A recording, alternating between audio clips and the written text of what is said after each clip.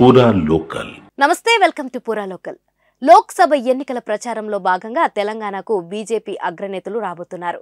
రాష్ట్రంలో మెజారిటీ సీట్లు గెలుపొందడమే లక్ష్యంగా బీజేపీ ఫోకస్ పెట్టింది. ఇప్పటికే ప్రచారంలో బీజేపీ దూసుకుపోతుంది. ఈ క్రమంలోనే ప్రధాని మోదీ హైదరాబాద్ రానున్నారు. ఈ మేరకు ఈ నెల 27న వచ్చే అవకాశాలు ఉన్నట్లు పార్టీ వర్గాలు తెలిపాయి.